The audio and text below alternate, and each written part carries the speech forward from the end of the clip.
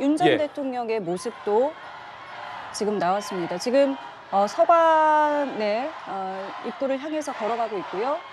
네. 잠시 현장 목소리 들어보도록 하겠습니다. 헌정사상 첫 대통령이었는데 아직 스스로 자유민주주의라 생각하십니까? 전 국민에게 하실 말씀.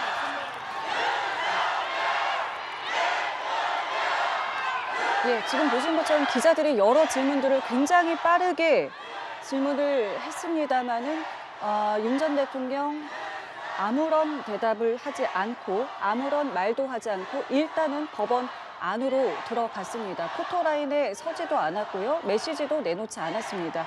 이제 법원 안의 모습도 저희가 잠시 뒤에 좀 보여드리겠고요. 지금 이 시각 지금 법원 안으로 들어갔고요. 예. 조금 전 모습입니다. 예, 조금 전 윤 전 대통령이 법원 출석 장면인데요. 대통령이었는데 아직 스스로 자유민주주의라 생각하십니까? 전 국민에게 하실 말씀. 보신 것처럼 취재진이 윤 전 대통령에게 질문을 했지만 윤 전 대통령 아무런 대답도 하지 않고 그리고 포토라인 앞에서 멈추지도 않고 경호원과 함께 빠르게 법원 안 서관으로 이동을 했습니다. 지금 보고 계시는 화면 조금 전 윤 전 대통령이 법원에 출석하는 장면입니다. 네, 지금 반대쪽 화면은요, 이제 법원 내부 모습인데요. 이제 잠시 뒤에 윤 전 대통령의 모습도 보이겠습니다. 윤 전 대통령 포토라인이 마련이 되어 있었습니다만은 특별한 언급 없이 바로 취재진의 질문에 대답하지 않고 법원 안으로 들어갔습니다. 오늘은 지하주차장으로 들어가지 않았기 때문에 윤 전 대통령의 법원 출석 장면이 이렇게 카메라에 포착이 됐습니다. 네, 좌측에 이 시각 서울중앙지법 청사 내의 모습을 보고 계신데요. 보안 검색대를 이제 잠시 후에 윤 전 대통령이 통과할 것으로 보입니다. 그에 앞서서 오른쪽 화면에서 보시는 것처럼 조금 전 윤 전 대통령 차량에서 내린 후에 취재진의 질문에 답변하지 않고 곧바로 서관 건물로 들어갔습니다. 예, 지금은 법원 내부 모습입니다.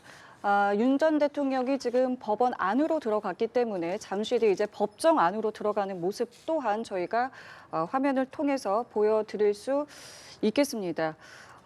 말씀드린 것처럼 기자들이 여러 질문들을 굉장히 빠르게 질문을 했습니다. 하지만 특별한 대답을 저희가 듣지는 못했고요. 또 앞서 이제 포토라인에 서서 여러 입장을 또 내놓지 않겠느냐라는 관측이 있었습니다만은 이 부분 또한 대답 없이 이제 들어가는 모습을 보실 수 있었고요. 예. 지금 저희 취재진의 이제 소식에 따르면 지금 윤 전 대통령이 이미 법정에 착석을 했다라는 속보가 들어왔습니다. 저희 지금 취재진의 속보에 따르면 윤 전 대통령은 이미 법정에 들어간 것으로 보이고요. 착석을 했다라는 속보까지 들어왔습니다. 네, 조금 전 윤 전 대통령 지금 보시는 것처럼 경호원들의 호의를 받으면서 차량에서 내린 후에 법원에 출석하는 장면입니다. 윤 전 대통령 기자들의 질문에 답변하지 않고 곧바로 법원으로 향했는데요. 윤 전 대통령 현재 지금 다른 통로로 저희가 앞서 보여드린 보안 검색대가 아닌 다른 통로를 통해서 법정으로 이동을 했고 법정에 착석했다는 소식까지 들려왔습니다. 예, 변호사님 지금 저희가 저 현장 모습을 함께 봤는데요. 이렇게 되면 이제 귀가할 때도 마찬가지로 지하 주차장을 이용하지 않는 거죠? 그렇습니다. 귀가 시에도 이게 우리가 볼 수 있는 이와 동일한 방식, 결국 포토라인 앞에 설 수 있다라고 볼 수 있지만 지금 오늘 지금 법정 안으로 들어가는 모습도 차량이 내리자마자 이 서관 출입구를 통해서 바로 문 안으로 들어가는 모습 확인할 수 있었습니다.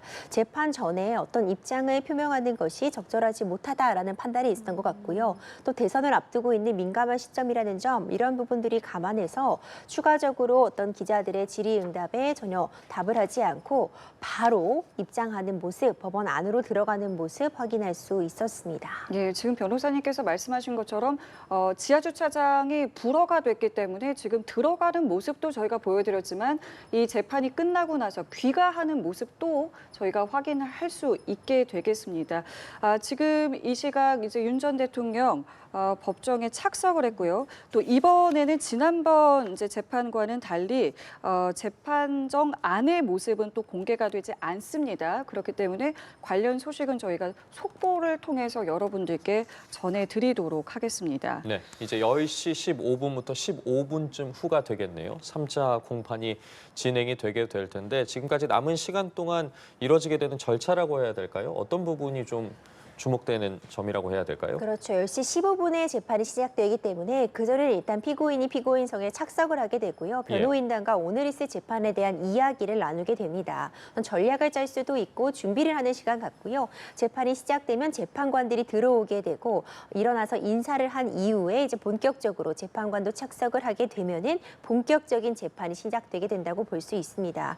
뭐 인정신문 같은 부분, 피고인 출석했느냐, 변호인 누가 출석했느냐 확인하는 절차를 거쳐서 본격적인 재판이 시작되게 됩니다. 예. 자, 이렇게 되면은 이제 오늘 이제 세 번째 재판, 공판이 진행이 되는데 앞서 말씀하신 것처럼 이전 두 공판이 상당히 오래 진행이 됐잖아요. 그러면은 오늘도 또 오래 진행된다라고 저희가 좀 볼 수 있겠습니까? 그렇죠. 사실상 딱 끝나는 시간을 정해놓고 재판을 하진 않습니다. 그리고 관련 사건의 어떤 중대성들을 감안할 때 충분히 증인신문은 이루어질 수 있도록 재판부에서도 진행을 할 것이라고 보고요. 그렇다면은 사실 끝나는 시간을 딱 예측하기는 현재로서는 좀 어렵지만 시간이 상당 부분 소요되지 않을까 생각이 됩니다. 예. 통상적으로 그렇다면 지금 저희가 조금 전에 출석 장면 보여드리고 있는데 네. 퇴장할 때도 같은 경로를 통해서 이제 퇴장을 하게 되는 겁니까? 그렇습니다. 이 해당 장소, 지금 이 서관 앞 풍경이 좀 낯익다 이렇게 느끼시는 시청자분들도 많을 것 같아요. 이제 여러 유력 정치인이라던가 아니면 정계 인사들 재판을 받을 때 출석하는 모습이 항상 이 문을 통해서 공개가 되거든요. 예, 맞습니다. 네, 그래서 이제 차량에서 내려서 이제 이 안으로 들어가는 모습 항상 이 배경으로 우리가 봐왔기 때문에 이제 나갈 때도 이 재판이 끝나고 나갈 때도 같은 경로라고 보실 수 있을 것 같습니다. 그 재판부에서 이제 공판기일을 쭉 잡아놨잖아요. 이게 연말까지 지금 잡아놨는데 궁금한 것이 이 재판 진행 과정에서 이 공판기일이 뭐 더 늘어나거나 뭐 줄어들거나 이런 부분도 있는 건지 아니면 정해놓은 순서대로 가는 겁니까? 일단 재판부에서 윤석열 전 대통령의 재판을 올해 연말까지 28차례 정도 기일을 미리 잡아두었습니다. 한 달에 서너 차례씩 꾸준히 기일을 열겠다라는 입장을 보인 것인데 이 기일이라는 것은 기본적으로 변경이 충분히 가능합니다. 상황에 따라 추가적으로 필요하다면 기일을 더 잡을 수도 있고요. 중간중간 어떤 사정이 발생한다면 기일 변경도 있을 수는 있습니다. 예, 네. 알겠습니다. 자, 저희가 지금 계속해서 윤석열 전 대통령의 내란 우두머리 혐의 3차 공판과 관련한 현장 들어오는 속보들 통해 그리고 화면들 통해서 계속해서 대담 나눠보고 있는데 현재 지금 윤 전 대통령 같은 경우에 불구속 상태에서 재판을 받고 있지 않겠습니까? 일각에서는 내란 혐의 종사자들은 구속돼 있는데 지금 윤 전 대통령이 불구속 상태라는 게 합당하지 않다라는 이야기도 있습니다. 재구속과 관련된 여부도 계속해서 이야기가 나오고 있는데 이 부분에 대해서는 저희가 좀 어떻게 바라봐야겠습니까?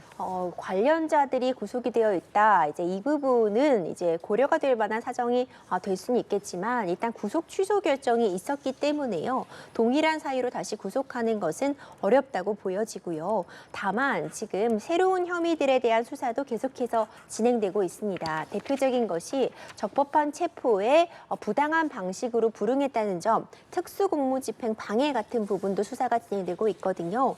새로운 사안에 대해서 다시 기소를 하면서 그 사안을 이유로 해서 구속을 시도하는 것은 가능하겠지만 이미 한번 구속 취소 결정이 있었기 때문에 수사기관 입장에서도 어떤 재구속을 시도하는 것은 충분한 증거가 확보가 되고 절차상의 어떤 미비점이 없다고 판단되는 시점에 어떤 재구속 여부에 대해서 다른 사유로의 구속에 대해서 좀 고려하지 않을까 싶습니다. 알겠습니다. 오늘 이제 공판 내용들은 이제 들어오는 대로 계속 좀 전해드리겠고요. 김건희 여사 내용도 좀 짚어보겠습니다. 검찰이 소환 조사를 통보했습니다. 그렇습니다. 문제가 되고 있는 혐의는요. 예. 지금 김건희 여사를 피해자로 적시를 해서 소환을 통보한 상황인데 명태균 씨와 관련된 부분입니다. 결국 일명 명태균 게이트다, 명태균 사태다 불려지는 이 상황처럼 김건희 여사가 과연 지난 이제 그 공천 과정에 개입을 해서 어떤 영향력을 끼치려 하였는가, 어떤 대가를 지불하지 않고 여론조사 결과에 대해서 확보를 하고 또 여러 가지 청탁의 그런 대가로서 특정한 인원에 대해서 공천 공천을 받게 해줄 것을 이 명태균 씨에게 요구하였는가 이런 부분들이 쟁점이 되고 있습니다.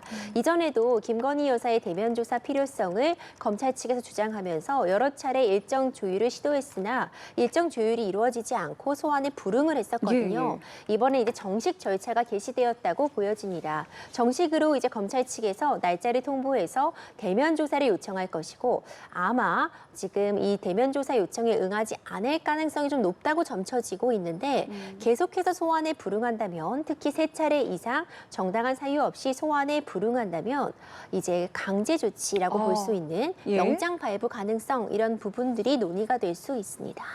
일각에서는 그와 관련해서 좀 조기 대선 국면이 본격화했기 때문에 선거 전에 소환이 어렵지 않겠냐라는 부분도 있는데 그 부분과 연관해서는 좀 어떻게 봐야겠습니까? 맞습니다. 예. 아마도 이제 조기 대선이 가깝기 때문에 지금은 뭐 적절하지 않다. 그리고 이전에 청문회 출석 요구에 대해서도 김건희 여사가 그러니까 심신쇠약 지금 1년의 이런 과정들을 거치면서 건강이 매우 좋지 않다는 이유로 청문회 출석도 거부했던 바가 있거든요. 그렇기 때문에 아마도 현재 어떤 정치적인 일정들이 앞두고 있다는 점 그리고 건강상의 이유를 들어서 대면 조사가 어렵다라는 의견을 펼 가능성이 매우 높아 보이고요. 시점은 좀 달라질 수 있겠지만 이제 검찰 측에서도 결국 이 수사에 대해서 김건희 여사에 대한 수사 없이는 마무리가 불가능하다라는 점을 계속 거듭해서 언급하고 있는 만큼 계속해서 소환에 불응한다면 결국은 소환을 위해서 어떤 강제적인 조치의 카드도 꺼낼 수밖에 없다 이렇게 보여집니다. 그 말은 지금 검찰이 충분히 좀 자신하고 있다 이렇게 역으로도 해석해 볼 수 있겠습니까? 일부 그렇게 해석도 가능해 보입니다. 일단 피의자로 지금 적시가 되어 있는 상황이고요. 다른 관련자들에 대한 조사라던가 어느 정도 녹취, 증언, 진술 이런 부분들이 확보가 되었기 때문에 이제 최종적으로 김건희 여사의 조사를 통해서 마지막 퍼즐을 맞추겠다라는 취지로 지금 읽혀지긴 하거든요. 또 섣불리 어떤 대면 조사를 요구했다가 좀 소득이 없을 경우에는 오히려 검찰 측에서 역풍을 맞을 수도 있는 그런 상황이기 때문에 어느 정도 준비를 마치고 소환을 요구하지 않았을까 예상이 됩니다. 그리고 최근에는 윤 전 대통령 부부와 이제 건진법사 전성배 씨 사이의 의혹을 수사 중인 서울 남부지검 이제 압수수색 영장을 제시를 했습니다. 김건희 여사 휴대전화 등의 압수물 일부를 제출받은 것으로 알려졌고 관련한 소식 저희도 전해드렸었는데 이 다른 수사에서 압수한 증거물이라고 해야 될까? 이런 부분들을 또 사용할 수도 있는 겁니까? 그러니까 다른 수사에서 압수한 증거는 이 압수를 할 때도 어떤 조사를 위해서 어떤 혐의에 대한 입증을 위해서 이 압수 영장이 발부되었다는 부분이 명시가 되어 있습니다. 그렇기 때문에 함부로 아예 다른 사건에 해당 압수물을 근거로 해서 어떤 판단을 내리는 것은 어렵다고 보여지고요. 다만 이 사안 같은 경우에는 사실 일명 건진법사라고 하죠. 예. 이 전정배 씨와의 어떤 그 의혹 부분들 역시도 지금 김건희 여사가 참고인 신분으로서 지금 조사가 필요하다고 지금 입장을 나오고 있는 상황이거든요. 피의자 신분이 아니라 참고인 신분이라고 할지라도 과연 건진법사가 통일교 전 간부로부터 받았다고 알려져 있는 그 6천만 원 가량의 그 고가 목걸이를 과연 김건희 씨에게 정말 전달하려고 한 것인지 전달이 된 건 아닌지 어떤 의도로 전달했는지 이 부분도 김건희 여사에 대한 조사가 필요하다는 것이 검찰 측의 입장이기 때문에 다른 사건이지만 머지않은 기간 내에 참고인 신분이든 그 이후의 신분의 변화가 있든 소환을 요구하지 않을까 예측이 되고 있습니다. 그럼 전성배 씨 같은 경우에도 이제 본인에 대한 재판이 지금 진행되고 있잖아요. 이거는 어떻게 좀 진행되고 있습니까? 그렇습니다. 전성배 씨 본인도 지금 본인에 대한 이 형사 재판 공판 기일이 이제 2번째 열리게 됩니다. 결국 이와 관련된 의혹은요. 이 앞서 말씀드렸던 그 목걸이 청탁 부분과는 또 별개의 부분인데 2018년도에 이 전성배 씨가 자유한국당 후보 경선에 출마한 예비 후보를 공천을 받게 해주겠다면서 현금 1억여 원을 받은 혐의로서도 지금 재판이 진행 중입니다. 이 정치자금법 위반 등이 문제가 되고 있고 현재 지금 재판을 받고 있는 상황인데 이와 관련해서 전성배 씨 본인은 뭐 정치인이 아니었기 때문에 정치자금법 위반이 문제되지 않는다라는 취지로 방어 논리를 세우고 있지만 이것이 어쨌든 어떤 정치 행위와 관련된 부분이고요. 지금 선거 과정에서 어떤 금품이 전달이 되고 이와 관련해 구체적인 청탁이 있었다라는 부분들이 지금 확인이 된다면 정치자금법 위반 관련 쟁점이 논의가 될 수밖에 없는 상황입니다. 예, 알겠습니다. 이제 잠시 후 한 5분 뒤가 되겠네요. 윤 전 대통령의 내란 우두머리 혐의 세 번째 재판이 진행되는데 관련 내용들 저희 임주혜 변호사와 짚어봤습니다. 말씀 고맙습니다. 감사합니다.